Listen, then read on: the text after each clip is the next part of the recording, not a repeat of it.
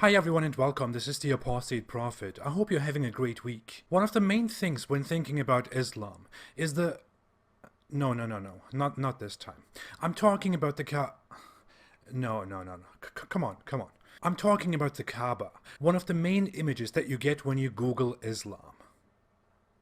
It is one of the main images because it is the most important location in Islam, the most important building. It's the center of Islam. It's the most venerated place and building in the world. Every Muslim has to turn towards the Kaaba when they pray. And Muslim pilgrims visit the Kaaba and have to circle it multiple times in a practice called tawaf. It is so important because it is believed to be the first building established for Allah, the one God. Although Allah doesn't need that building.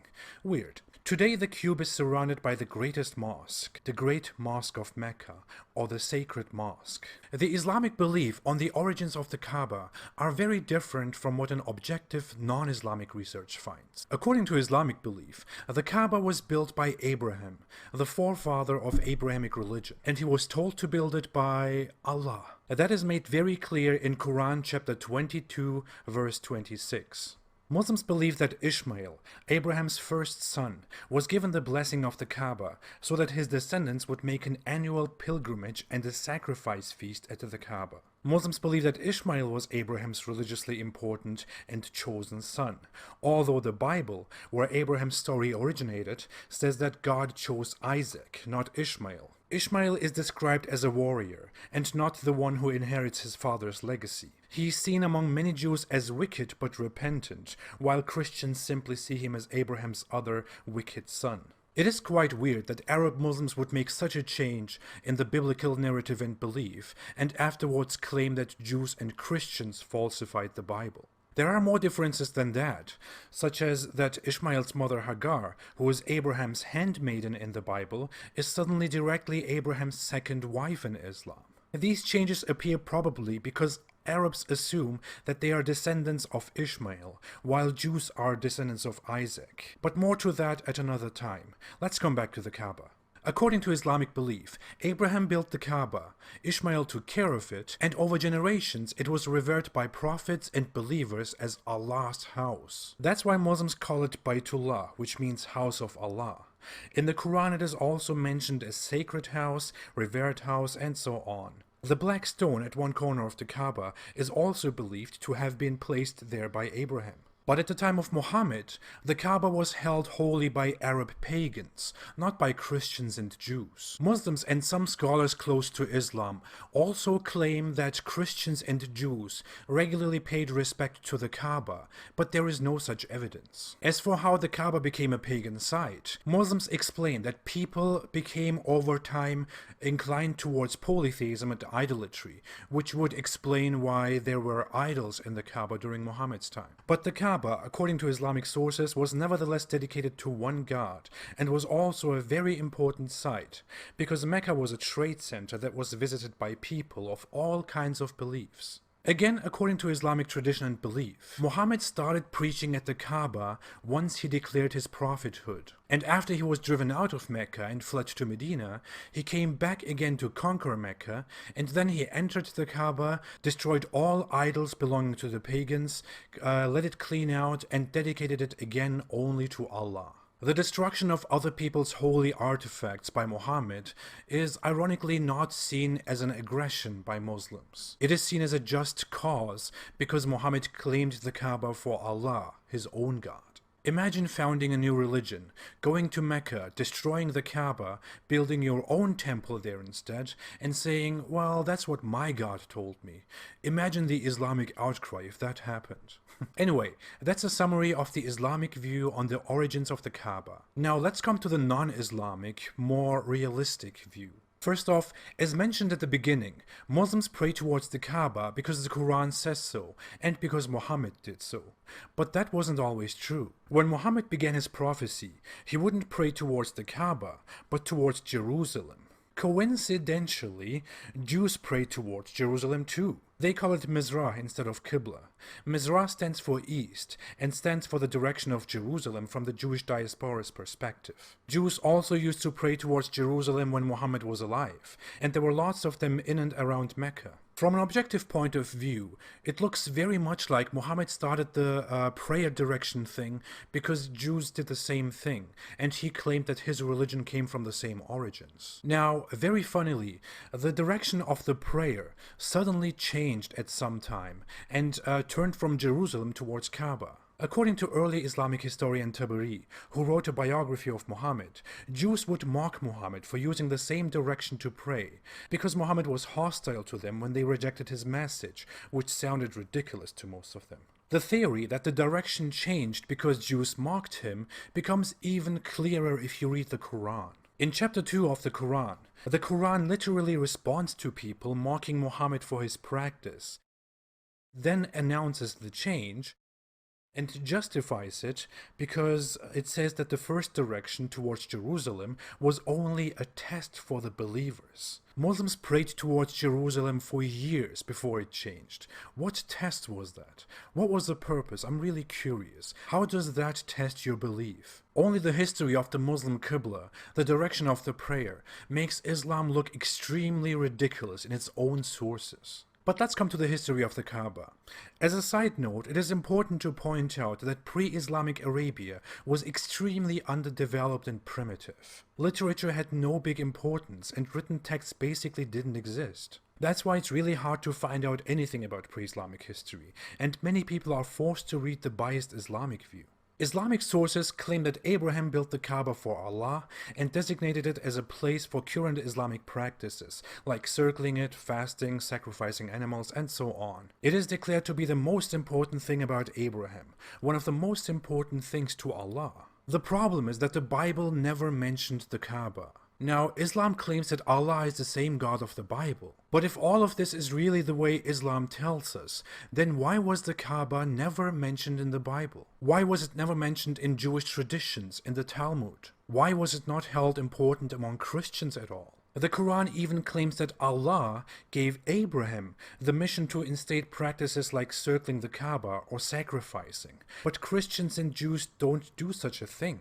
If that place was so important to Allah, who Muslims claim is the same God of the Bible, it would have been frequently visited by Christians and Jews everywhere. But there is no mention of the Kaaba at all in the history of Christianity and Judaism before Islam. Only Islamic sources claim that Christians and Jews also respected the Kaaba religiously, but there is no evidence to that. That's why many historians don't buy that story. Sure, Muslims claim that Jews and Christians falsified their scriptures, the Bible, but both Jews and Christians, especially their religious authority, want to be believers and uphold their religion. What is the purpose of removing references to the Kaaba from the Bible, from other texts, from their oral traditions, or even from their memories? Why would they do that? If the Kaaba is only not mentioned among Christians and Jews because the Bible was falsified, how the hell did Christians and Jews even manage that when there are so many heretical sects among both religions? It was difficult to unify Christianity and Judaism about very basic things like dress codes and Jesus, but it was so easy to get rid of venerating Kaaba altogether, all Christians, all Jews. No serious and normal person, no healthy person could possibly believe that. Also, the locations and journeys of Abraham are in the Bible. Current illustrations of his journeys and locations show approximately where he was and what he did. He was far in the north. Mecca is not even remotely close to his journeys, and traveling there would have taken so long and would have been so pointless. According to most credible sources, early in history, the surroundings of Mecca were mostly an empty, unfriendly, and uninteresting desert. Some Muslims attempt to prove that the Kaaba was actually mentioned in the Bible by pointing at one part of the Bible where it talks of Abraham building an altar. But according to the Bible, Abraham built several altars for God in multiple places, not only one. The same apologists who make such claims totally ignore that fact. Also, if Mecca and the Kaaba were so important to Abraham's God, wouldn't the Christian Romans have come down to Mecca and taken it? That brings us to our next point. The Romans didn't even touch anything close to Mecca, especially after becoming Christians. The closest point that was ever taken by the Great Roman Empire was a place called Hegra, which is today called Medine Saleh. It is closer to Jerusalem than it is to Mecca.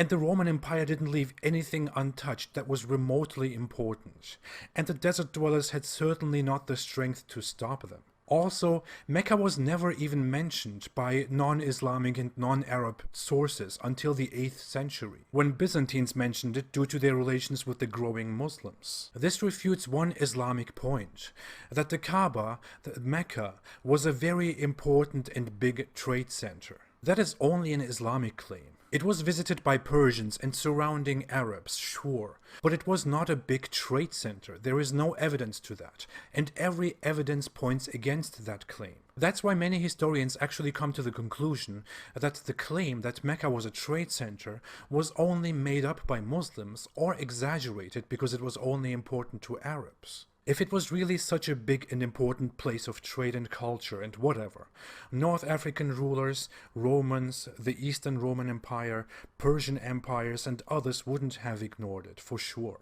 They would all have attempted to take it, but evidently no one, no matter from what belief, cared about Mecca until Muhammad was successful with his prophethood. All evidence that we have points toward the theory that the Kaaba was only built a few centuries before Muhammad, by Arab pagans, not by Abraham, not by Christians, not by Jews. By the weak Arab pagans that weren't remotely as big and strong as early Christians, Jews, and other religious groups. As mentioned, according to Islamic sources, the Kaaba was full of pagan idols, hundreds of them, and had other idols surrounding them. Because, the Christians and Jews were totally not bothered that some pagans are messing with their holy site. They just thought, oh man, I'm just here to buy some things for my children. The main idol of the Kaaba was Hubal, who was the supreme god of the tribe that held the Kaaba, the Quraysh tribe, to which Muhammad belonged too.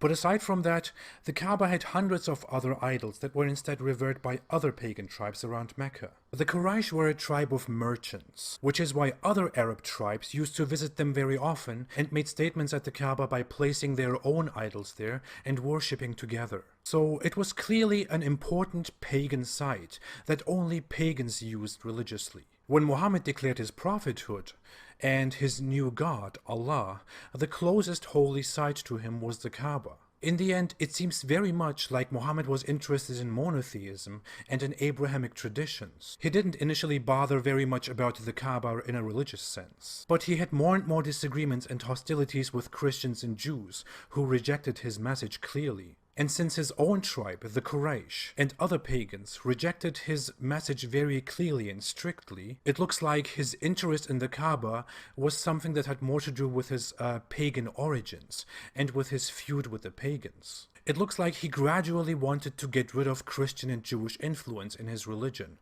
but he also wanted to get rid of the pagan pressure, because the pagans in Mecca didn't like him and wanted to prevent him from growing. So he designated the Kaaba as the center of his belief, as the direction of his prayer, just the way pagans used to. And he used this cause, conquered Mecca, captured the Kaaba for his own religion, but reinstated pagan practices like circling the Kaaba and venerating a black stone that was venerated before only by pagans. It looks very much like all of this is just a pagan thing. Nothing related to the Bible. Nothing to the God of the Bible, the prophets of the Bible, and nothing related to monotheism and Abrahamic religion. As said, there is simply not enough evidence about pre-Islamic Arabia, but all evidence that we have clearly points to this, that the Kaaba was only fancied by Muhammad due to paganism. There is just no evidence at all for Muhammad's and Islam's theories. That's why, from an objective, honest, and researching point of view, we can only come to the conclusion that the Kaaba is an Islamic issue, a pagan issue. That's why we can barely say that Islam is an Abrahamic religion, but we can firmly say that Islam was a very Arab and a very pagan religion. That's probably why Abrahamic holy sites are here, while the Islamic holy site is here, where Arabs and pagans lived. or Muhammad just lost his compass. Thanks for watching. If you like this video, please don't forget to like, to subscribe, and to share. My videos are not monetized, so you can watch everything without any ads. If you want to support me and my work, you can support me on Patreon. The link is below in the description. Thank you all so much for your contributions, and thank you so much for every kind of support. Have a great weekend. Thanks again, and stay away from Islam.